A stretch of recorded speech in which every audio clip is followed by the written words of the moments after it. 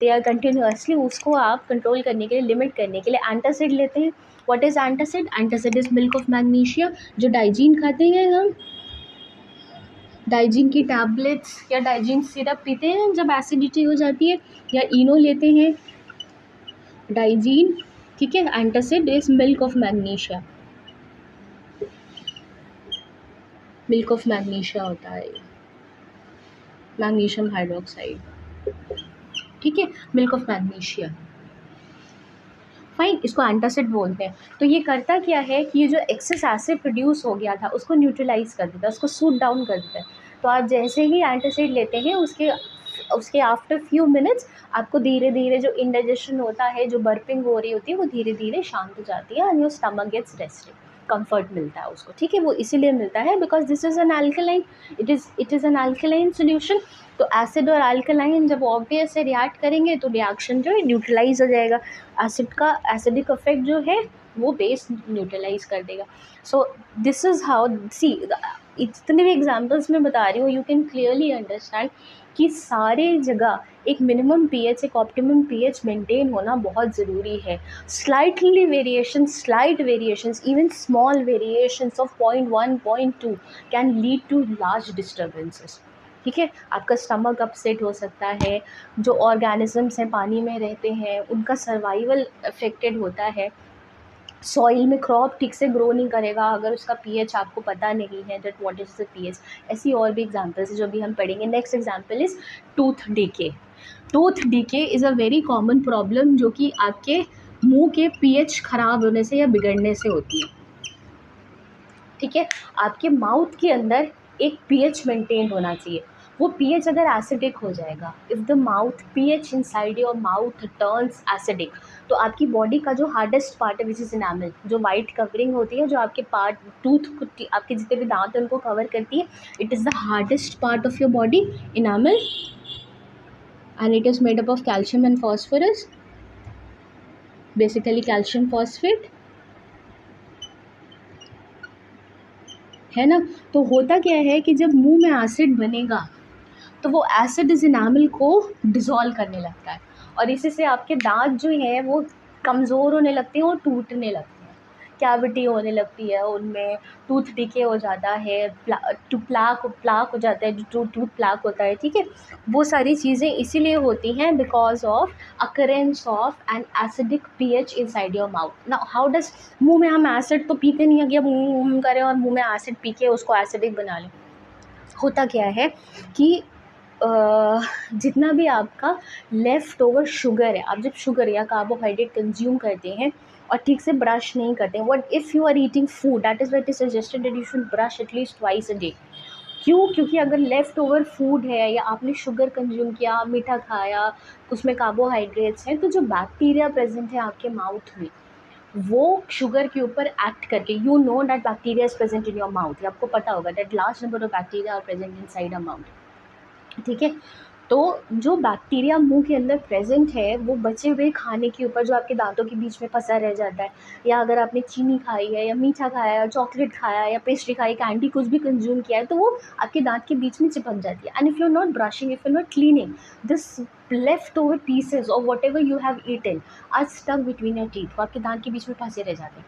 तो बैक्टीरिया क्या करता है, उनके ऊपर एक्ट करता है, उनको खाता है, और in the process of eating them, जो जो आपके मुंह का लेफ़्ट ओवर फूड था उसको खाने के चक्कर में बैक्टीरिया एसिड रिलीज़ कर देता है आपके मुंह में। जब वो उनके ऊपर एक्ट करेगा, जो लेफ़्ट ओवर फूड आपके मुंह में फंसा रह गया उसके ऊपर जब बैक्टीरिया एक्ट करता है, तो एक्ट करते करते उनके ऊपर एसिड रिलीज़ कर देता है। वो एसिड जो वो रिलीज़ करेगा upon, because of action of bacteria upon what, action of bacteria upon left over food, ठीक है। Action of bacteria upon left over food जो आपके दांतों के बीच में फंसा रह जाएगा, तो होगा क्या कि बैक्टीरिया उस शुगर के ऊपर या बचे हुए खाने के ऊपर एक्ट करेगा, एक्ट करने की वजह से एसिड रिलीज़ करेगा। एसिड क्या करेगा, आपके जो दांत का, जो आपके पूरे बॉडी का सबसे हार्डेस्ट पार्ट है उसको धीरे धीरे डिज़ोल्व करना शुरू कर देगा। एसिड, एसिड तो कोई भी चीज़ डिज़ोल्व कर सकती है, तो एसिड आपकी इनामल को डिज़ोल्व करना शुरू करेगा। जहाँ इनामल आपके दांतों से डिज़ोल्व होना शुरू हुआ वहाँ दांत वीक हो जाएंगे, दिल बिकम वीक, दिल बिकम प्रोन टू ब्रेकिंग, होगा क्या, धीरे धीरे दांत टूटने शुरू हो जाएंगे, दांत कमज़ोर हो जाएंगे, कैविटी बननी शुरू हो जाएगी. सो this is the effect of pH, creation of an acidic pH inside your mouth. That is why it is suggested that you should brush at least twice a day in your daily routine. और जब भी आप कुछ खाएं अपना mouth properly rinse कर लें, at least कुल्ला ठीक से कर लें. तो उससे होगा क्या कि जो भी खाना आपने खाया है या बचा रह गया है वो विद द वाटर, जब आप उसको स्पिट आउट करेंगे तो पानी के साथ वो बचा हुआ खाना या जो आपके दांतों के बीच में फंस सकता है वो बाहर निकल जाएगा. तो bacteria will not act upon it, acid will not produce inside your mouth and the enamel will not gate dissolve. ठीक है. So this is the importance of pH. Next importance is self defence by animals. देखो होता क्या है कि जब हमें B sting करती है, जब मधुमक्खी काटती है तो वो एसिड रिलीज़ करती है आपकी बॉडी में. ठीक. जब वो स्टिंग करती है it injects N acid, basically it is formic acid. Formic acid inject करती है आपकी बॉडी में. तो उसके ऊपर अगर आप जहाँ भी आपको लगा है या काटा है उसकी अगर और वो स्टिंगिंग मतलब वो बहुत आपको इचिंग होती है, बहुत चुनचुनाता है वहाँ पे जहाँ पे उसने काटा होगा, बहुत दर्द होता है. कहते हैं कि अगर आप उसके ऊपर बेकिंग पाउडर या बेकिंग सोडा हल्का सा रब कर दें, if you rub baking soda over it, mild base है, हल्का सा बहुत माइल्ड सा बेस है, उसके ऊपर अगर आप बेकिंग सोडा रब कर देंगे, घर में बेकिंग सोडा पड़ा है, मान लीजिए मधुमक्खी ने काट लिया है, एसिड रिलीज़ हो गया आपकी बॉडी में, तो जहाँ पे भी काटा है वहाँ पे हल्का सा बेकिंग सोडा रब कर दीजिए. उससे होगा क्या, again the same phenomenon, the phenomenon of neutralisation reaction. Acid, it has been acted upon by a base, it will neutralise the effect of acid. तो जो आपको स्टिंगिंग हो रही थी, हल्की सी इचिंग हो रही थी, जलन हो रही थी, वो सूट डाउन हो जाएगी, वो काम डाउन हो जाएगी. Fine.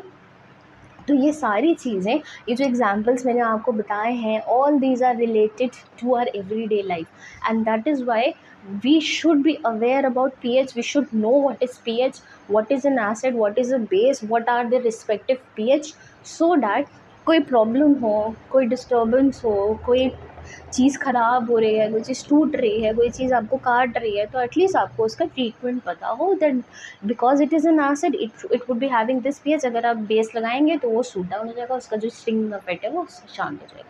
Right. So this is why pH should be known in our everyday life. Right.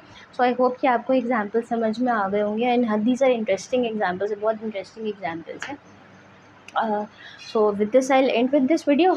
और इसके बाद अब जो नेक्स्ट वीडियो मैं अपलोड करूँगी उसमें मैं आपको सॉल्ट्स बताऊँगी, that what are the common salts that are used in our everyday life, what are basic salts, what are acidic salts, what are neutral salts. एक 3 तरीके के salts होते हैं.